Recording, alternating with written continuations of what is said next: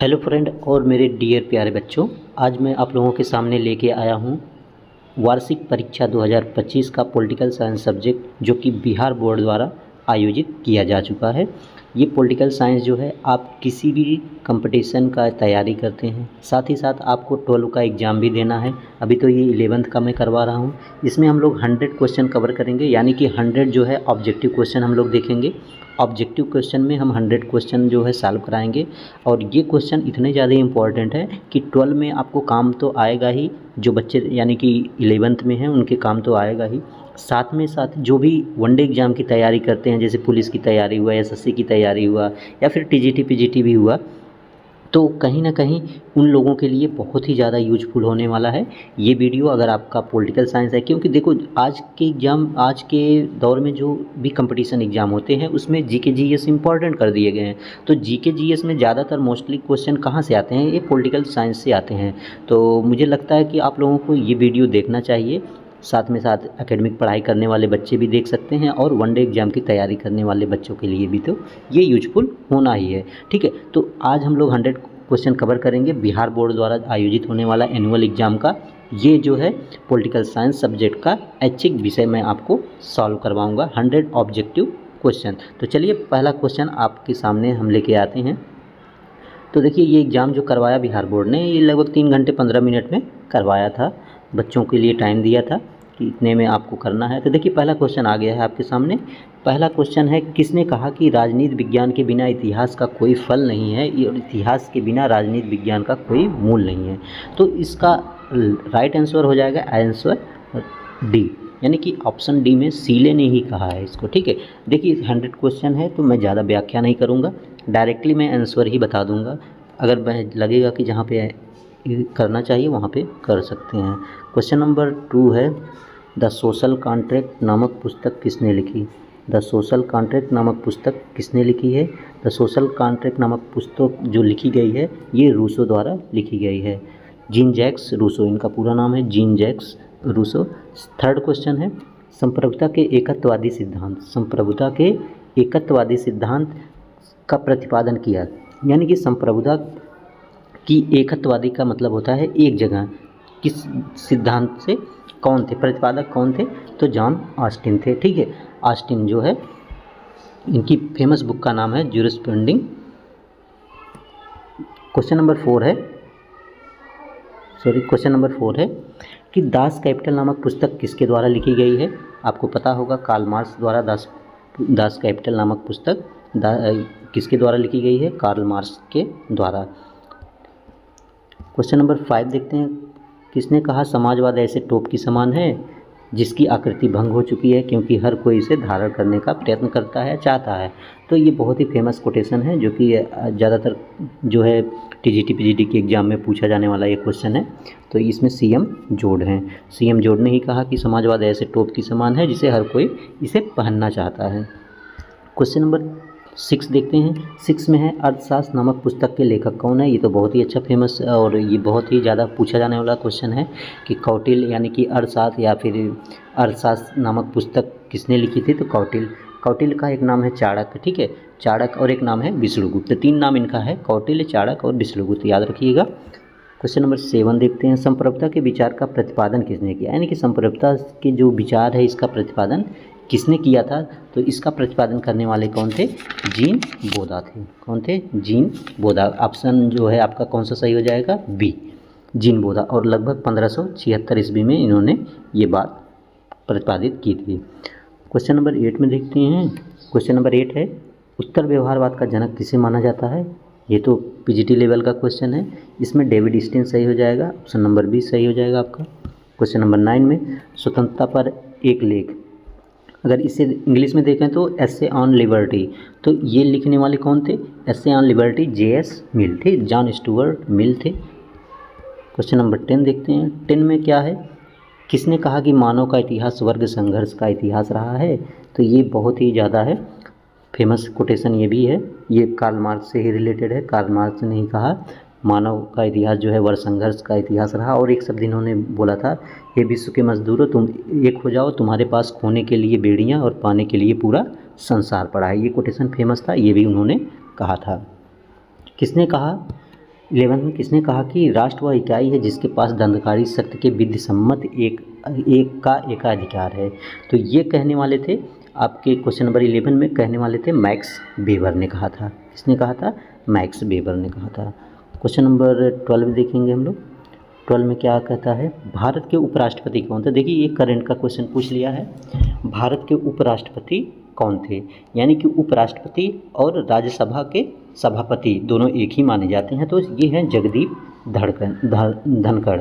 ठीक है, तो श्री जगदीप धनखड़ जो हैं ये भारत के उपराष्ट्रपति और राज्यसभा के सभापति माने जाते हैं। बिहार के उप मुख्यमंत्री, देखिए बिहार से रिलेटेड भी क्वेश्चन पूछ लिया। बिहार के मुख्यमंत्री कौन हैं?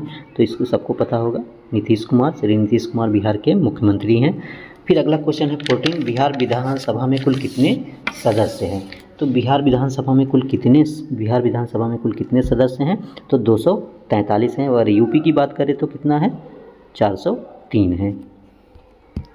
क्वेश्चन नंबर 15 देखते हैं। 15 में है संसद में निम्न सदन कौन सा है?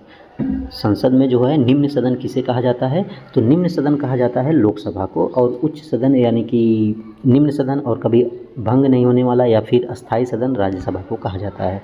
तो निम्न सदन जो है वो लोकसभा है, याद रखिएगा। क्वेश्चन नंबर 15 का आपका बी राइट हो जाता है।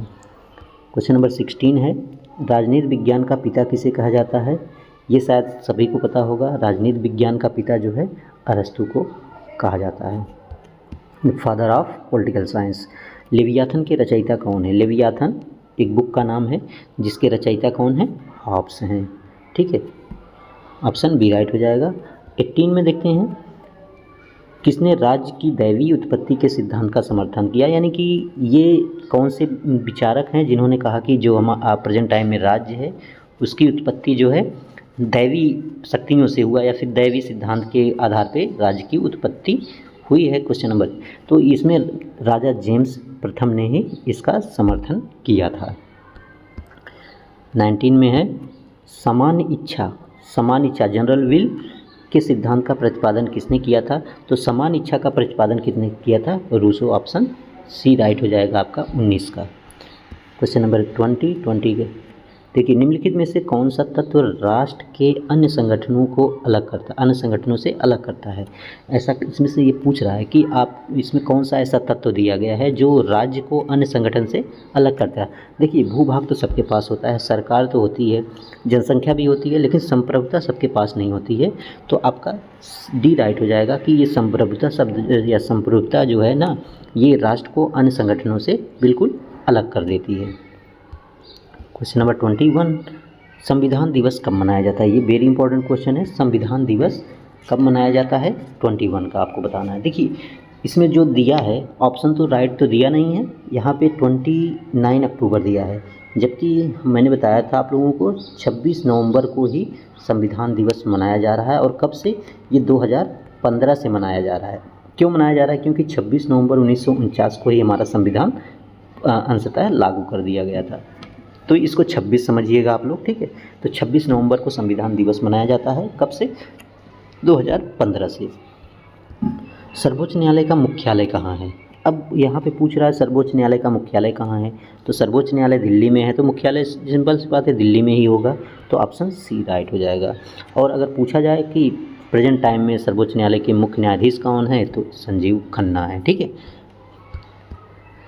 क्वेश्चन नंबर 23, निम्नलिखित में से कौन सी भारतीय संविधान की विशेषता नहीं, यानी कि भारत की संविधान की विशेषता नहीं है? तो देखिए, भारत में लिखित संविधान भी है, सर्वोच्च न्यायालय की सर्वोच्चता भी है, शक्तियों का भी बंटवारा किया गया, केंद्र में अलग शक्ति है, राज्य में अलग है। जबकि भारत में दोहरी नागरिकता नहीं है। भारत में नागरिकता हमें एक ही प्रकार से मिलती है, हम भारत के नागरिक हैं। आप जो है प्रस्तावना में पढ़ते होंगे, हम भारत के लोग भारत को, तो हम भारत के ही लोग हैं, ना कि राज्य की नागरिकता अलग से नहीं है। जबकि दोहरी नागरिकता कहाँ पाई जाती है? अमेरिका में। अमेरिका के राज्य में अलग नागरिक होते हैं, केंद्र में अलग नागरिक होते हैं। 24 देखते हैं। 24 में भारतीय संविधान की प्रस्तावना में पहली बार संशोधन कब किया गया था? यानी कि जो प्रस्तावना है, जो हम भारत के लोग भारत को एक संपूर्ण प्रभुत्व संपन्न, ये पूरी प्रस्तावना में संशोधन पहली बार कब किया गया था? 42वां संविधान संशोधन 1976 में किया गया था। ठीक है, 1976 में किया गया था 42वां संविधान संशोधन और शब्द अगर बोले तो समाजवादी और अखंडता ये सब जोड़े गए थे पंथनीति पे। क्वेश्चन नंबर 25 में देखते हैं। 25 है, किसने कहा कि लोकतंत्र जनता का, जनता के द्वारा जनता के लिए शासन है। बहुत ही सिंपल क्वेश्चन है और कई बार ये क्वेश्चन रिपीट हुआ है, हर कंपटीशन में भी पूछा जाता है और एकेडमिक स्तर पे भी पूछा जाता है, स्कूल में भी पूछा जाता है। तो ये है अब्राहम लिंकन। ठीक है, अब्राहम लिंकन की ये बहुत ही प्रसिद्ध कोटेशन है या मतलब कथन है या जो भी कह सकते हैं।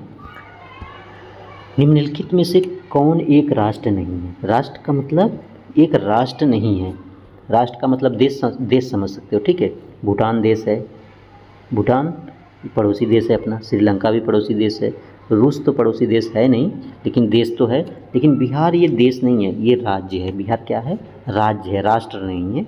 तो ऑप्शन सी राइट हो जाएगा कि बिहार जो है राष्ट्र नहीं है, ये क्या है? राज्य है। क्वेश्चन नंबर 27 विधान परिषद के सदस्यों का कार्यकाल कितना वर्ष होता है। अगर आपको याद होगा मैंने बताया था राज्यसभा, ठीक है, राज्यसभा और विधानसभा, राज्यसभा और लोकसभा।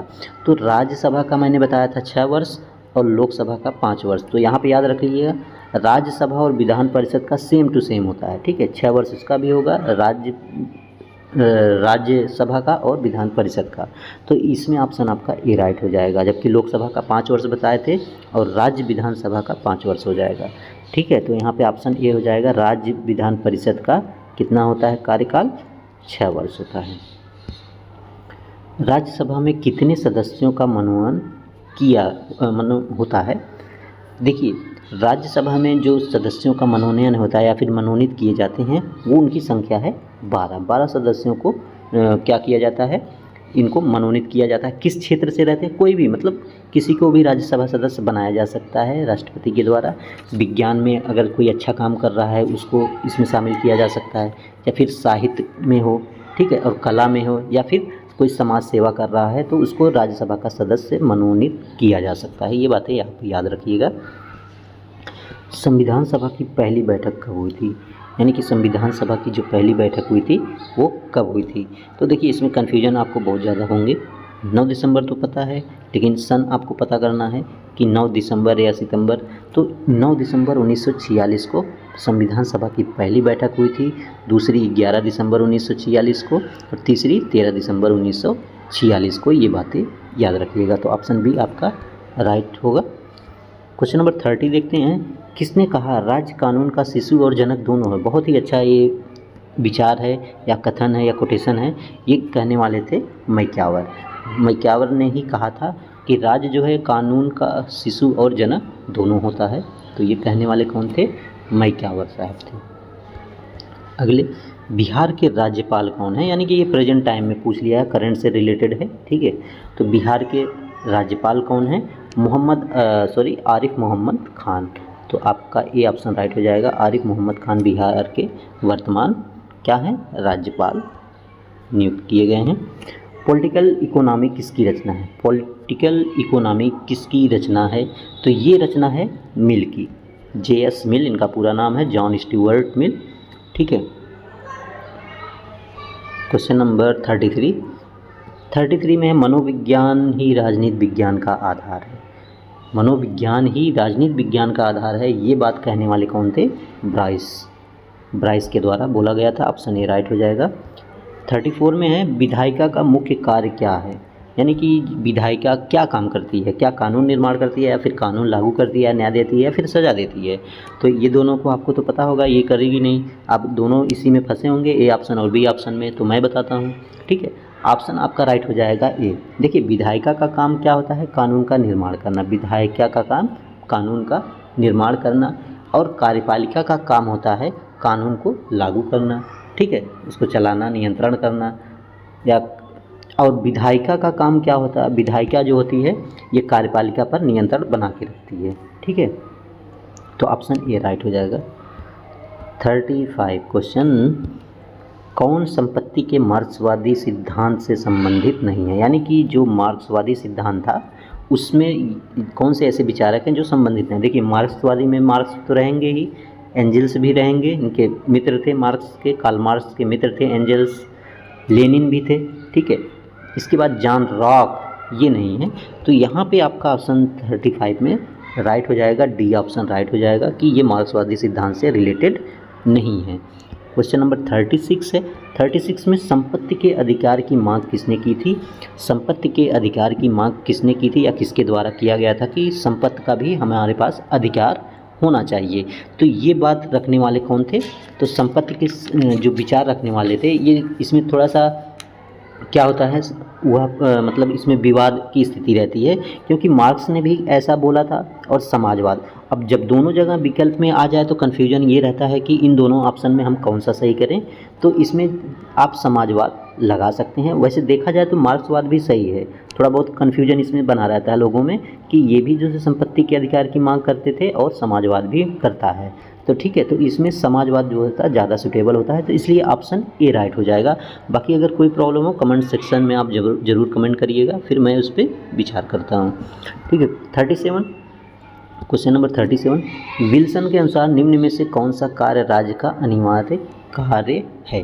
यानी कि जो विल्सन थे, उन्होंने राज्य के जो है अनिवार्य कार्य बताए थे, उनमें से कौन सा कार्य जो है राज्य का अनिवार्य कार्य इस ऑप्शन में दिया गया है। तो क्वेश्चन नंबर 37 का जो है न्याय जो है ये वहाँ मतलब विल्सन के द्वारा जो राज्य के अनिवार्य कार्य बताए थे उसमें से एक ये भी सही हो जाता है, तो ऑप्शन सी राइट हो जाएगा। क्वेश्चन नंबर 38 है, न्यायपालिका का मुख्य कार्य क्या है? यानी कि जो हमारी जुडिशरी सिस्टम है, ठीक है, फंक्शन ऑफ जुडिशरी सिस्टम, तो इसमें कानून न्यायपालिका का मुख्य कार्य क्या है? कानून का निर्माण करना या फिर कानून लागू करना या न्याय देना। तो इसमें सिंपल सी बात है, जो कोर्ट होती हैं, हाई कोर्ट है, सुप्रीम कोर्ट है, उनका काम क्या है? बस न्याय देना है। कानून का निर्माण कराना तो विधायिका का कार्य है, लागू करना उसको राजा जो है कार्यपालिका का काम है। तो इसमें बहुत ज़्यादा कन्फ्यूजन नहीं होनी चाहिए आप लोगों को। तो 38 का सी आपका ऑप्शन राइट हो जाएगा। भारत की वास्तविक कार्यपालिका कौन है? अब देखिए यहाँ पे कन्फ्यूजन रहता है बच्चों में कि वास्तविक और कार्यपालिका, वास्तविक और अवास्तविक, या फिर बोल सकते हो उसको नाम मात्र की कार्यपालिका। एक वास्तविक कार्यपालिका होती है और एक नाम मात्र की। नाम मात्र की कार्यपालिका में राष्ट्रपति आता है और वास्तविक कार्यपालिका में कौन आता है? प्रधानमंत्री। वास्तविक का मतलब होता है जो सामने रह के सब कुछ करे, ठीक है, जो सामने से सारा काम करे। और नाम मात्र का होता है किसी के नाम से कोई काम करे। तो वहाँ पे भारत में जो है नाम मात्र की कार्यपालिका राष्ट्रपति माना जाता है, जबकि वास्तविक कार्यपालिका कौन है? प्रधानमंत्री हैं। क्वेश्चन नंबर 40 में है, भारत के संविधान का अनुच्छेद 18 किससे संबंधित है? भारत का जो संविधान के अनुच्छेद 18 है वो किससे संबंधित है? तो इसमें तो ऑप्शन नहीं दिया है, ठीक है, ऑप्शन इसमें नहीं है। देखिए, अभिव्यक्ति का अधिकार 19 में है, शिक्षा का अधिकार भी है आपका ये 20 का सॉरी शिक्षा का अधिकार जो है ये इसमें नहीं है। सूचना का अधिकार भी आपका 19 में ही आ जाता है, तो ये 19 का आता है शिक्षा का अधिकार में, ठीक है, तो यहाँ पे नहीं होगा। तो इसमें जो होता है अनुच्छेद 18 में बात कर रहा था, अनुच्छेद 18 की, तो इसमें उपाधियों का अंत बताया गया है। तो उपाधियों का अंत तो इसमें है नहीं, तो ये तीनों नहीं आएंगे, तो इसलिए ऑप्शन आपका डी राइट हो जाएगा, इनमें से कोई नहीं हो जाएगा।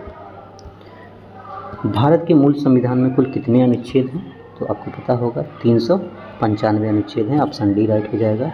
42 क्वेश्चन में देखते हैं, निम्नलिखित में से कौन सा समानता का आयाम नहीं है?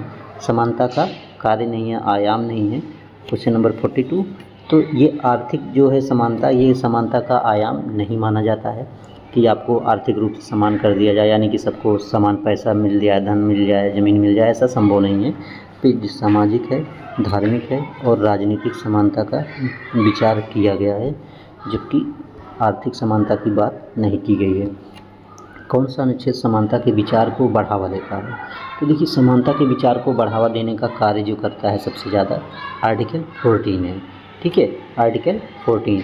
कोई भी व्यक्ति, भारत का नागरिक, जाति, धर्म, लिंग, जन्म स्थान के स्थान पर उसके साथ भेदभाव नहीं किया जाएगा, सभी एक रूप से समान माने जाएंगे।